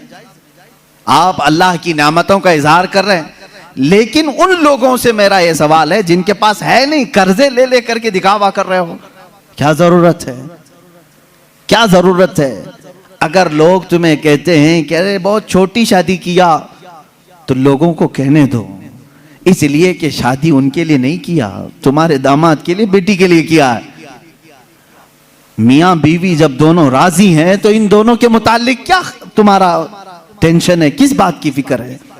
अजीजा ने गिरामी वक़ार, हुजूर अकरम सल्लल्लाहु तआला अलैहि वसल्लम ने जिनकी शादियां की हैं, किन बातों पे की। एक नौजवान साहबी आए, कहा निकाह की ख्वाहिश है, लेकिन कौन निकाह करके देगा मुझे। हुजूर ने फरमाया मैं एक अंसारिया से शादी करता हूं तेरी। एक अंसार साहबी की बेटी है, लेकिन महर कुछ ना कुछ लेकर के आ, एक चांदी की अंगूठी तो महर में लेके आ। उन्होंने कहा इतनी कीमत मेरे पास नहीं है। हुजूर ने फरमाया वलो खातमन मिन हदीदिन, जा लोहे की तो मिलेगी अंगूठी, लोहे की अंगूठी लेकर के आ, मैं इसी महर पर निकाह कर दूंगा। वो गए और उन्होंने कहा हुजूर लोहे की अंगूठी लाने की भी ताकत नहीं है, मेरे पास अभी कुछ भी नहीं। हुजूर सल्लल्लाहु ताला अलैहि वसल्लम ने फला अंसारी साहबी की बेटी को बुलाया और कहा मैं तेरा इससे निकाह कर रहा हूं। वो राजी थी। कहा आका आपकी मर्जी, अब इस साहबी को महर तो कुछ तो देना था। हुजूर ने पूछा हल माका मिन सूरिल कुरान, क्या तुझे कुरान की कुछ सूरे याद है? उस साहबी ने कहा कज़ा व कज़ा या रसूल अल्लाह, हाँ आका ये सूरतें याद हैं मुझे। हुजूर ने फरमाया जा ये तेरी दुल्हन को वो सूरतें याद करा, यही तेरा महर है। कुरान पाक की सूरतें उसे पढ़ा, उसे याद करा, ये तेरा महर है। इससे ज्यादा आसान निकाह किसका हुआ होगा? ये निकाह मेरे आका सल्लल्लाहु ताला अलैहि वसल्लम ने उम्मत को तालीम दी। अजीज़ान गिराम वक़ार, नौजवान को ये चाहिए कि हुजूर सल्लल्लाहु ताला अलैहि वसल्लम के अखलाक पर अगर वो चलना चाहे तो मेरे नबी से पूछे, आका सबसे ज्यादा बरकत कौन से निकाह में है? हुजूर ने फरमाया इन्न अअज़मन निकाहि बरकतन ऐसरुहु मऊनतन औ कमा क़ाल रसूलुल्लाह सल्लल्लाहु अलैहि वसल्लम। मेरे आका सल्लल्लाहु ताला अलैहि वसल्लम की हदीस है, फरमाते हैं सबसे ज्यादा उस निकाह में बरकत होगी जिस निकाह में खर्चा कम किया गया हो। हुजूर पाक सल्लल्लाहु अलैहि वसल्लम ने फरमाया। अब इसका मतलब कंजूसी नहीं, बखालत नहीं, जिसकी जितनी हैसियत है उस एतबार से करे, अपनी हैसियत से ज्यादा टांग भी ना फैलाए, और अल्लाह ताला ने नेमतें दी है तो बखालत भी ना करे, गुरबा और मसाकीन को खूब खिलाए। इसलिए कि अल्लाह के नबी सल्लल्लाहु ताला अलैहि वसल्लम के तकरीबन 11 निकाह, उसमें सब अलग अलग किस्म के हुए हैं। जब हजरत खदीजा से निकाह हुआ था, हुजूर की उम्र 25 साल की थी और आप तिजारत कर रहे थे और तिजारत का माल था। आप सल्लल्लाहु ताला अलैहि वसल्लम ने जो निकाह फरमाया उसमें लोगों की दावत भी हुई।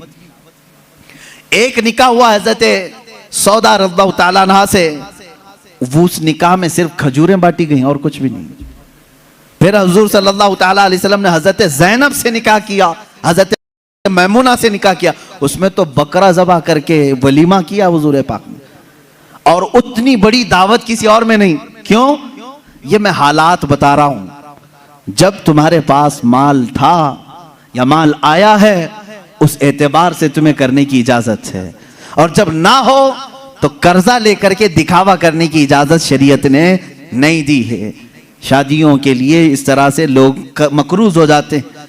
कई लोग ऐसे हैं जो अपनी पता नहीं अजीज अजीज चीजें उठाकर बेचते हैं, नहीं सिर्फ 4 लोगों में मुझे मुंह दिखाना रहता है, मुंह दिखाना रहता है, निकाह करना है बेटी का, निकाह करना है फलां का। और आज के मुआशरे से मैं नौजवानों से कहूंगा, मेरे सुनने वाले जितने नौजवान हैं, अगर नबी से मोहब्बत करते हो इस मिलाद में एक अज़म कर लो, एक अहद कर लो, हम में से जिसका निकाह होगा, हम जिससे निकाह कर रहे हैं, हम ससुर के लिए बला बन के नहीं उतरेंगे। हाँ, आज बहुत सारे दामाद बला बन चुके हैं, बला हैं, वो वबा हैं, इसलिए कि बेटी एक बार दिया है और ये बीमारी जिंदगी भर की लगा लिया है। हाँ, कई लोग हैं ऐसे। कड़वी जरूर है मेरी बात, जिसने अपनी बेटी दिया है और वो पीछे लग गया है। कल ही एक खातून मेरे पास आई, शादी होकर के उसके 9 साल हुए हैं, बच्चे भी हैं।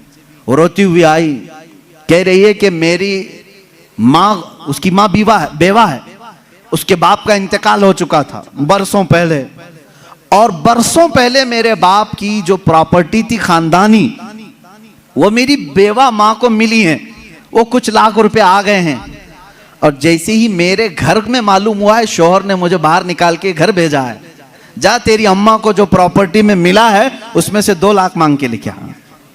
मुआज़ल्लाह, भिखारियों से क्यों शादी करते हो? इस तरह के लोग जो अपनी औरत पर अपना महल सजाना चाहते हैं, उनकी हैसियत बहुत जलील है, बहुत जलील। मैं आपको बताऊं, तुम बर्बाद होना चाहते हो, जिसकी ख्वाहिश है वो मुझसे पूछ ले, मैं बता दूंगा। तौबा अस्तगफिरुल्लाह, कोई नहीं चाहेगा। हर कोई बरकत का रास्ता हमसे पूछता है, लेकिन ये रास्ता भी मैं बता देता हूं। जो अपना बिजनेस और अपनी बरकत सब बर्बाद करना चाहता है, उसके लिए बाज़ बुजुर्गों ने फरमाया, वह अपनी बीवी से जबरदस्ती उसका माल लेकर के बिजनेस में लगाया हो, वहीं से शुरुआत हो जाएगी नहुसत की। उसके दिल को तोड़कर जो माल ले जाकर के लगाओगे तो फिर वहां से, हाँ, बखुशी देना और बात है, पसंदीदगी के साथ देना और बात है। बहुत सारे लोग शादियों के बाद अपनी बीवियों पर दबाव डाल करके उनका सारा जेवर उठाकर ले जाकर रख देते हैं और उस पर तिजारत करने की कोशिश करते हैं। कहां की बरकत? किसी का दिल रो रहा है और तुम अपनी दुकान सजाने जा रहे हो। तुम्हें तो शादी इसलिए करने का हुक्म हुआ था, एक कमजोर मखलूक तेरे निकाह में आ रही है, तू कमा और उसे खिला। यहां उल्टा हो गया, उसी से तू कमाना चाह रहा है। ये उल्टा नहीं हो गया? बहुत सारे लोग ये इंतजार में रहते हैं शादी होगी तो अभी मांगना क्या क्या है, कार मांगे कि बाइक मांगे और क्या क्या चीजें मांगे। उन भिखारियों से मैं कहता हूं खटोरा लो और गली गली घूमो, हर जगह जाओ, एक साल में बहुत कुछ मिल जाएगा। और अगर तुम्हें शर्म आती है तो मेरे अजीजों, एक खातून से और उसके बाप से इस तरह के मुतालबे हरगिज ना करो। हाँ, मांगने के तरीके भी अलग अलग हैं। पहले खुलकर मांगते थे, बोलते थे ये चाहिए, लिस्ट आती थी, सारी लिस्ट आती है खातून के घर में, ससुराल। लेकिन अभी कुछ नहीं, हमारी कुछ भी ख्वाहिश नहीं है, एक अच्छी शादी करके भेजो, अच्छी शादी करो। अच्छी शादी का मतलब डेनिसन में होना चाहिए। मैं तो यहां नाम ले रहा हूं, तुम दबा करके अपनी ख्वाहिशों का जिक्र करो और उसी में दबे लफ्जों में सारी चीजें। हमको कुछ मत देना, अपनी बेटी को ही जो कुछ भी देना है दे दो, हम उस पर नहीं कहेंगे। और बाप बेटी को जो जो दे बाद में ताना मारेंगे, क्या तेरा बाप इतना नाअहल है, तुझे एक वॉशिंग मशीन नहीं दिया, तुझे एक पलंग नहीं दिया, तुझे एक तिजोरी नहीं दिया, तुम तो कह रहे थे कुछ नहीं चाहिए। अजीजा ने गिरामी, ये भी तरीका भीख मांगने का ही है। भीख मांगने, ये जहेज की लानतों को खत्म करो। जो वो अपनी खुशी से ले आए वो उसका माल है, तुम्हारा नहीं। औरत जो अपने घर से लाती है वो उसका खुद का माल है, शोहर का नहीं, ना ससुराल का है। औरत जब तक चाहे उसे इस्तेमाल करे, वो इजाजत दे तो दूसरे इस्तेमाल करें। तुम शरीयत का मसला समझते हो? अगर उसकी इजाजत के बगैर किसी दूसरे ने इस्तेमाल किया उसके माल को, कल क़यामत के दिन उसकी पकड़ होगी, उसकी नेकियां जब्त की जाएंगी, तुम हुकूकुल इबाद में गिरफ्तार हो जाओगे। ये मसाइल हल्के नहीं हैं। इसलिए मेरे अजीजों, वो और होंगे। मुझे यहाँ मालूम है कि ये रिवाज क्यों आए जानते हैं? यहाँ पर हिंदुओं के यहाँ ये माहौल है, जहेज की रस्म बहुत खतरनाक बला है उनके यहाँ। आज भी औरतें जलाई जाती हैं जहेज के नाम पर। बाज स्टेट ऐसे हैं आज वहां जहेज के नाम पर बहुत खतरनाक मामलात ससुराल वाले करते हैं। ये रस्म और रिवाज पहले से चली आई, जिसकी वजह से आप लोगों ने ये अडॉप्ट किया। वरना मैं कहता हूं नौजवानों को, अरब में जाओ, शादी करना मुश्किल हो जाएगा। हाँ, वहां पर तुम क्या मांगोगे? तुम्हें बाप एक फूटी कोड़ी भी नहीं देगा लड़की की, लड़की का बाप कुछ नहीं देगा, बल्कि प्लस लड़की तुमसे मांगती है 1 लाख रुपए मेहर में रख, तब मैं शादी के लिए तैयार होती। वहां औरतें मांगती हैं। सऊदी में तो आधा किलो पाव किलो सुन्ना मेहर में देना पड़ता है। बेचारे कितने नौजवान ऐसे कमाते कमाते मेहर की रकम 40 साल के हो जाते हैं। बाहर वहां अरब में आज भी ये रिवाज, औरत का हक है मांगना, मर्द क्या मांगेगा? यहां जो हमारा माशरा बदला है उसकी वजह हमारी सोहबत है, जो देख रहे हैं हम इधर उधर। ये सोहबत का असर है जो तुम्हारे यहां जहेज की लानत आ गई। इसे निकालो अपने हाथ से। और किसी भी औरत के घर उसके बाप पर बला बन करके नाजिल ना हो। जब तुम बाप बनोगे तुम्हें पता चलेगा एक जिगर के टुकड़े को, बेटी को रुखसत करना कितना सख्त तरीन मामला होता है। मेरे अजीजों, जिन बच्चियों को हम अपने गोदों में पाले होते हैं, उन्हें बड़ी किए होते हैं, उन्हें पढ़ाए होते हैं, खिलाए होते हैं, हर ईद बकरीद पर उन्हें पहनाए होते हैं, इन नन्ही सी कलियों को जब बाप रुखसत करता है तो उसका कलेजा टूट जाता है।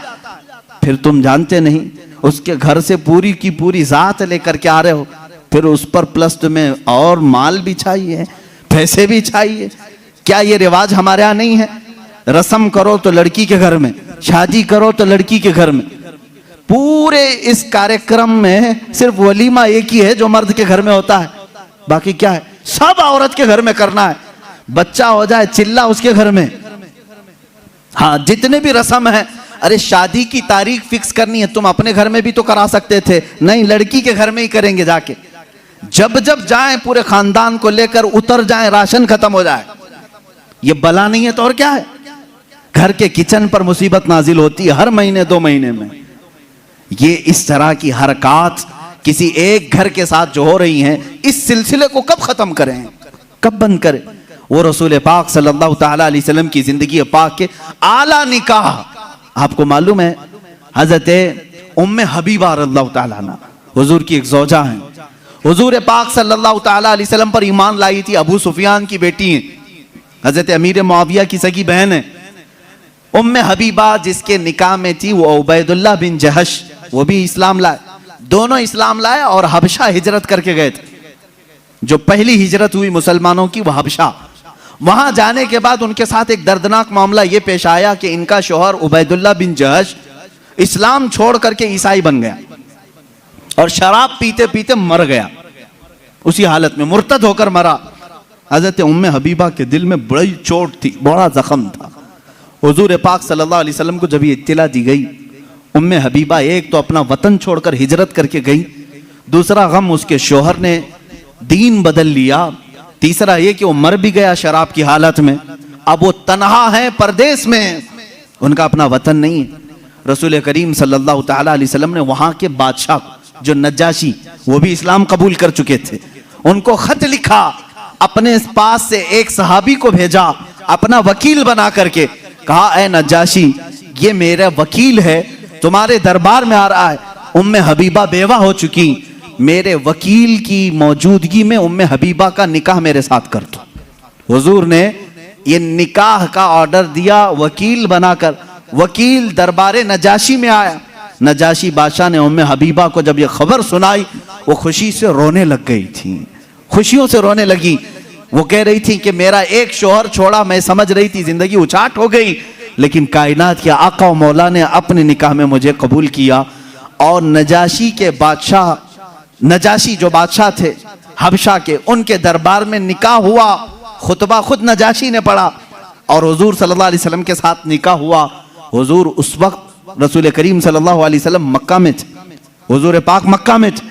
निकाह उम्मे हबीबा का हबशा में हो रहा है और हबशा में ही मेरे आका सल्लल्लाहु ताला अलैहि वसल्लम की इस ज़ौजा मुतहरा को नजाशी बादशाह ने सहाबा को बुलाया और दावत किया और 2 गुलामों के साथ इस दुल्हन को रवाना किया हुजूर सल्लल्लाहु ताला अलैहि वसल्लम की बारगाह में।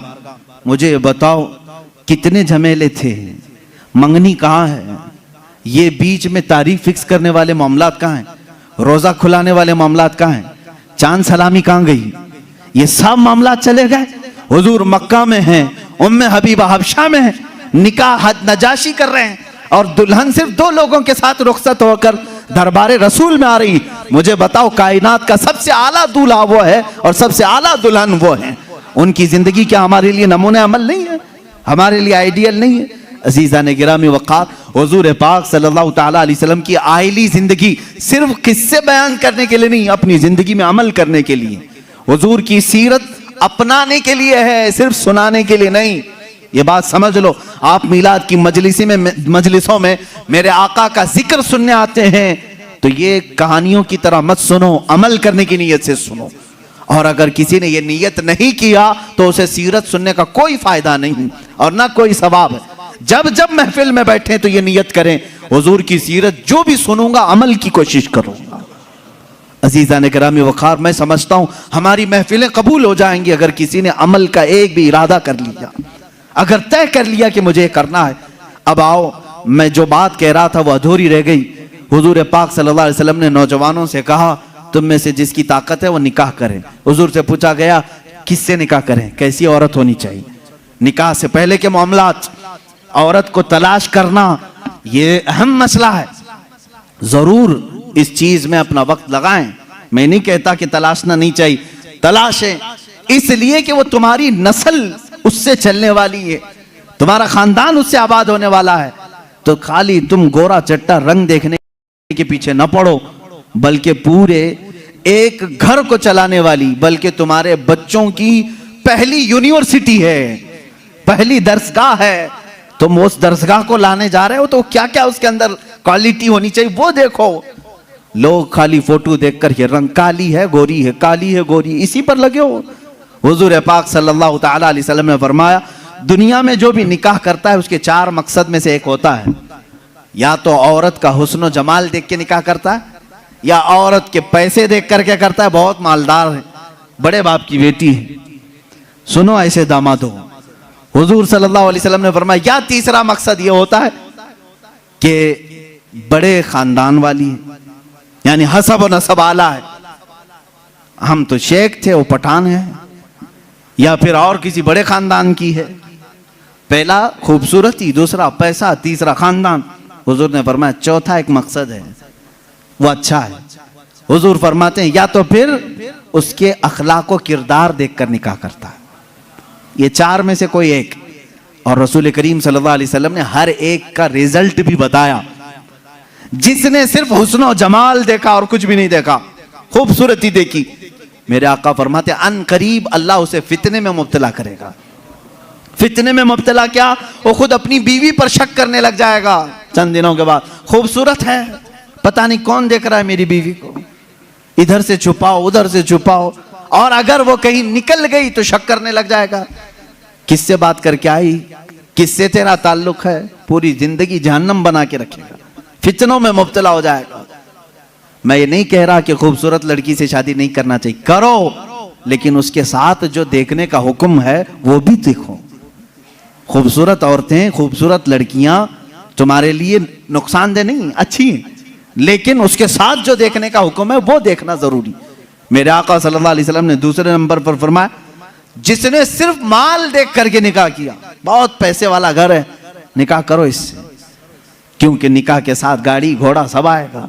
हुजूर पाक सल्लल्लाहु अलैहि वसल्लम फरमाते हैं अनकरीब अल्लाह उसे फकीर बना देगा, उसे मोहताज बना देगा। ऐसे दामादों को देखा है हमने, हर एक से कर्जे लेते रहते हैं। हाँ, ससुर से तो मिला ही था लेकिन बरकत कुछ नहीं हुई, फिर इससे 4 इससे 4 उससे 4 कर्जे में ही डूबा है, और ये कर्ज की लानत उसकी खत्म नहीं होती। ढूंढ के देखो, ऐसे बहुत दामाद मिलेंगे, या तो फिर वो घर जमाई बनेंगे। तीसरा, जो बड़े खानदान को देखा, हुजूर पाक सल्लल्लाहु अलैहि वसल्लम फरमाते हैं अल्लाह उसे रुसवा कर देगा, वो जलील हो जाएगा लोगों में। हाँ, जिसने अखलाक व किरदार देखा, औरत के अच्छे अखलाक व किरदार, उसकी दीनदारी देखा, हुजूर फरमाते हैं अल्लाह उसे दुनिया में भी बरकत देगा, आखिरत में भी बरकत देगा। अब इसके साथ प्लस क्या है, नंबर 1 तुमने दीन देखा, अखलाक व किरदार देखा, उसके साथ हुस्न जमाल भी मिल गया तो बोनस है तुम्हारे लिए, साथ में मालदार भी मिली तो भी प्लस पॉइंट है, बड़े खानदान वाली भी मिली तो और अच्छा है, सोने पे सुहागा है। हाँ, लेकिन नंबर 1 सबसे पहली चीज उसकी दीनदारी। तुम्हारे घर की औरतों को जब भेजो किसी लड़की को देखने के लिए, सिखा करके भेजो, जाते ही ये ना पूछें क्या क्या पकाना आता है, क्या क्या सिलना आता है, एम्ब्रॉयडरी आती है कि नहीं आती है, ये नहीं, सबसे पहला सवाल करो कि कुरान कितना पढ़ा है, कुरान पाक तजवीद के साथ जानती है नहीं। पहला सवाल करो अपनी बहुओं से, उन सासों के लिए मैं कह रहा हूं, कढ़ाई लिखाई और सिलाई ये पूछना बाद की बात है, पहली चीज उसका दीन पूछो। और उसके बाद मेरे अजीजों, हम सब के लिए सबसे पहला सवाल ये है, उस खातून से ये पूछो कि अहले सुन्नत व जमात से क्या ताल्लुक है। औरतों की तरफ से मर्द के घर जाएं तो भी ये सवाल हो, इसलिए कि ये इश्क मुस्तफा की जड़ है, और जहां जड़ खराब हो तो फल नहीं आ सकते। ये सबसे पहला सवाल है कि उसके घर में दीन मुस्तफा कितना है, इश्क मुस्तफा कितना है, ये सबसे पहली चीज। अब याद रखना, जिस खातून को इस सवाल के साथ तुम लाए हो, उसकी जिंदगी पूरी अल्लाह रब्बुल इज्जत के जिम्मे करम पर है, फिर औलाद अल्लाह के जिम्मे करम पर है, हुस्न जमाल के साथ अल्लाह तुम्हें बाअखलाक औलाद अता करेगा, बाअखलाक औलाद अता करेगा। लेकिन ये तरीका शादियों का इस तरह से रखो, अगर लोगों को ये मालूम हो जाए ना, आज तुमने रिवाज बना लिया, लड़कियों को देखने आने से पहले सबसे पहले लड़के की अम्मा यही सवाल कर रही है, लड़के की बहन यही सवाल कर रही है, कुरान कितना पढ़ा है, तजवीद कितना पढ़ा है। 2-4 घरों में ये होने लग जाए तो देखो लड़कियों को सबसे पहले अब कुरान पढ़ाना शुरू कर देंगे। क्यों? सबको मालूम है नहीं पढ़ाएंगे शादी नहीं होगी। आज ये एम्ब्रॉयडरी क्यों करा रही हैं? इसलिए कि सवाल तुम पहले यही कर रहे हो, सिलाई आती है कि नहीं? सब लड़कियां सिलाई क्लास में क्यों जा रही? देखने वाले आकर के यही पूछ रहे हैं सिलाई कितनी आती, पकाई कितनी आती। इंडोनेशिया का माहौल मैंने देखा, इंडोनेशिया के हमारे बहुत सारे दोस्त हैं, सबसे ज्यादा मेरे ख्याल से हज पे आने वाले इंडोनेशिया के लोग। क्यों जानते हैं? वहां जो भी लड़की देखने के लिए जाते हैं या लड़के को लड़की वाले देखने आते हैं, पहला सवाल करते हैं हज किया है कि नहीं। हज किया है तो बाप अपनी बेटी देता है, हाजी को दे रहा हूं। और इसी तरह लड़का भी फख्र करता है, मेरे तकरीबन 100 से ज्यादा इंडोनेशी दोस्तों, सब की औरतें हज्जन है और वो खुद हाजी हैं। कहते हैं हमारे यहाँ शादी से पहले हज करा देते हैं, इसलिए कि इसी बेस पर शादी होती। ये कितने अच्छी चीज है कि दीन का सवाल हो रहा है, दीन पूछा जा रहा है। हाँ, ये तो तुमने लड़कियों से जाकर के घरों में पूछा, कढ़ाई आती है, सिलाई आती है, पकाई आती है। और यही सवाल लड़की के घर वाले जब लड़के पर के पास आते हैं, क्या करते हैं? कौन सी ऑफिस में काम कर रहा है, परमानेंट जॉब है कि प्राइवेट जॉब है, कैसी जॉब है, ये सब सवालात तो है ही। लेकिन धीमे धीमे प्रॉपर्टी भी पूछते हैं, कहाँ कहाँ है, कितनी जायदाद है। खुद डायरेक्ट ना पूछे तो किसी से पूछवा लें, बाप की कितनी जायदाद है। ये सवालात हैं। इन बेसिस पर, इन बुनियादों पर जब शादियां होंगी तो खुरापात नहीं तो और क्या होगा। इस्लाम की जो मुकद्दस शादियां थी वो किस बुनियाद पर होती थी जानते? एक वाकया मैं सुनाता हूं तुम्हें। शाह किरमान बड़े बुजुर्ग हैं, बड़े साहब कश बुजुर्ग किरमान के, उनके मुतालिक ये रिवायत है। वो मालदार भी थे, अपने वतन के सरदार भी थे। एक दिन मस्जिद में आए, देखा एक नौजवान है, सीधा साधा है, मस्जिद में बैठा है, एहतिकाफ में लगा है, नमाजों में। रात को देखा आपने आकर के कुरान पढ़ रहा है, उसको ऑब्जर्व करते रहे। तीसरे दिन आपने आकर के उससे पूछा कि बेटा तुम कहाँ से आए हो, कहाँ है तुम्हारा घर? कहा बस ये झोपड़ी है। एक छप्पर डाल करके झोपड़ी रखा था। क्या मकसद है? कहा अल्लाह को राजी करना है, बस अल्लाह राजी हो जाए, मैं इसके लिए दिन रात मेहनत कर रहा हूं। शाह किरमान ने पूछा तेरे घर वाले शादी वगैरह? कहा नहीं, मुझे कौन शादी करके देगा, मैं फकीर आदमी हूं, मैंने सोचा भी नहीं। शाह किरमान की बड़ी हसीन और जमील बेटी थी, उनके निकाह के पैगामात शहजादों से आए थे, आपने दिया नहीं था बेटी को। शाह किरमान ने कहा मेरी बेटी है, क्या मैं तुझसे निकाह कर दूं? उसने कहा आप बड़ा रिस्क उठा रहे हो, मेरे पास क्या है, मैं दिन भर थोड़ी मेहनत करता हूं, थोड़ा खाने पीने का मिल जाए उसी पर मैं गुजारा करता हूं, बाकी मैं अल्लाह के लिए वक्त निकाल लेता हूं, इतना कमाता हूं जितना खाने के लिए हो जाता है बस। शाह किरमान ने कहा मैं राजी हूं। उसने कहा फिर सोच लें, आप मेरा घर देख लें। कहा मैं तुझे देख लिया बस काफी, घर कहां है तेरा वो नहीं। अपनी बेटी से जाकर के कहा एक हसीन शहजादा मैंने तेरे लिए ढूंढ लिया। बेटी भी ऐसी नहीं कि चंचल हो, हुस्न की परी हो तो नाटक और नखरे आ जाए ना, शाह किरमान की बेटी थी। कहा बाबा जान आपने जो फैसला किया वो बिल्कुल सही होगा। कहां घर है? कहा झोपड़ी में है एक, बस जो फड़ लगा करके दरख्तों के एक झोपड़ी बनाया हुआ। ये शाह किरमान की बेटी, वक्त के फरमा रवा वहां के सरदार और हाकिम की बेटी तैयार है। आपने जरूर उस नौजवान में कोई तकवा देखा होगा। कहा हाँ। मगरिब में आए, मस्जिद में निकाह हो गया, मस्जिद में निकाह हो गया और दूल्हे से कहा आजा अपने घर, हमारे घर खाना खा ले और अपनी दुल्हन को लेकर अपने घर चला। निहायत सादगी से शादी हुई। दूल्हे की तरफ से कोई नहीं, मस्जिद के जो नमाजी थे वही आए, दुल्हन के घर पहुंचे, शाह किरमान की बेटी के यहाँ दावत हुई। रात को दुल्हन को लेकर ये आए झोपड़ी में। झोपड़ी में सिर्फ एक बिस्तरा लगा था, पर्दे का दरवाजा था। पर्दा गिराया और एक सुराही पानी की रखी हुई है, जिसमें मटका जिसको कहें आप, उस पर एक आधी रोटी रखी हुई है सूखी। खातून आई, सबसे पहले पूरी झोपड़ी को देखती रही और उसके बाद पूछी ये रोटी किस चीज की है।